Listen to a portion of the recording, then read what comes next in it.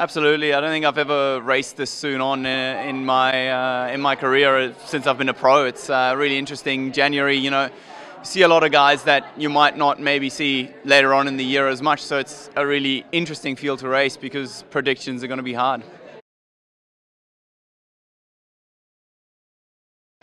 Well, at the moment it really is. In the men's field, it's difficult as a spectator, I guess, because it really is. It's between two guys, really, and let's be honest, if the one guy's on form, it's always the same. And yet he does raise the bar, and it just takes, I think it's taken a year or two for others to catch up. But if you look at the depth of the field, it's just picked it right up. But it still hasn't been enough to make it diverse as it used to be. It used to be, 3, 4, 5, 6 guys going to the line, all going for a sprint, if you think back of some of the races. And it was always pretty exciting, which is sort of where the girls' racing has gone. The girls' racing has become a lot more diverse. They're interesting. They're super fun to watch because there's things happening on the run.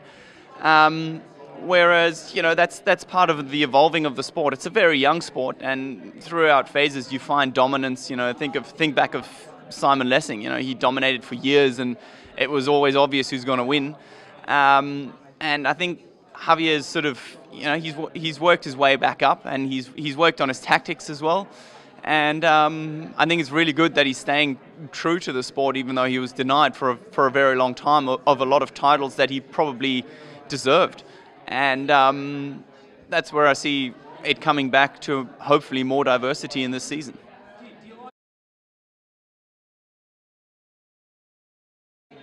Well, it's a two-sided sword, because you look at it and the WTS has definitely raised the level of triathlon for professionals in terms of media, in terms of TV coverage, it's taking the sport to another level, definitely, as cliche as that sounds.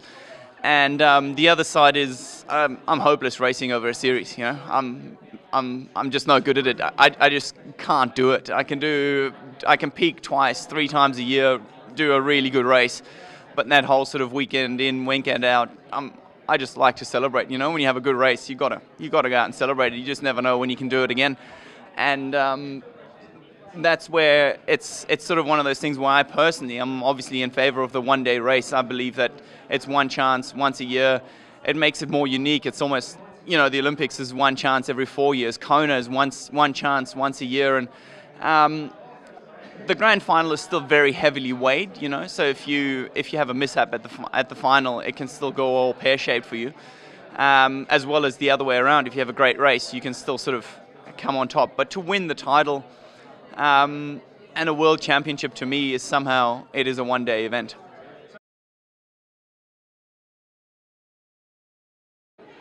Well, I think one of the things the WTS has done as well is to remove the cliche that we can't ride a bike in the short distance. There's tough racing out there, and we do a lot of mileage, probably more so in the run than on the bike. But the transition in terms of distance is not actually that hard. Aerobically we're all capable of it.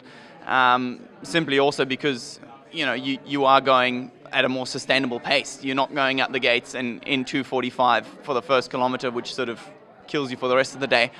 And then that's not the thing. The most difficult thing for me has been finding a position that's fast as well as ergonomically holdable for me. In Vegas, I pushed it too extreme, and my back closed up. My Achilles tendon, which has always sort of been my sore spot in my career, just gave up. But really, I've really enjoyed it. It's like Bevan said earlier in the press conference, it's a very relaxed atmosphere.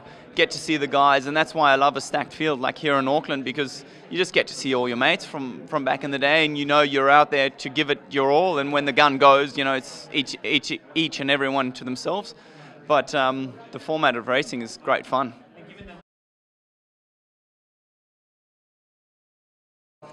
Well, it's a difficult thing, because I've only done a half Ironman, and to be honest, I think an Ironman is more than twice as long, at least in your mind. It's a long day out there. The 4 hours is manageable, but 8 hours sort of, that's a hard game in itself. It's a totally different. It asks for a different athlete, and I think the guys that are very much in top on the ITU racing may not necessarily be the most suited guys to go long, because all that fast twitch muscle fiber is not going to help you when you hanging in at kilometer 31 in the marathon. So it makes it interesting because generally there's a deeper field of good athletes, and that can only be good for any sport.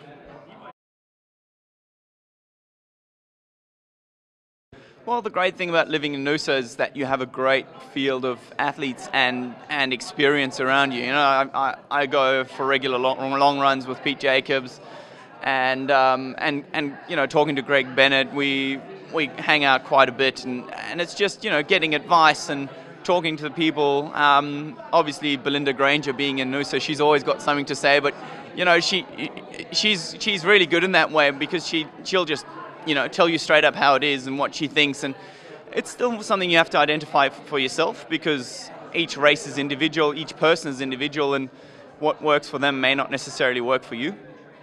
But in saying that, it's been a rich source of advice.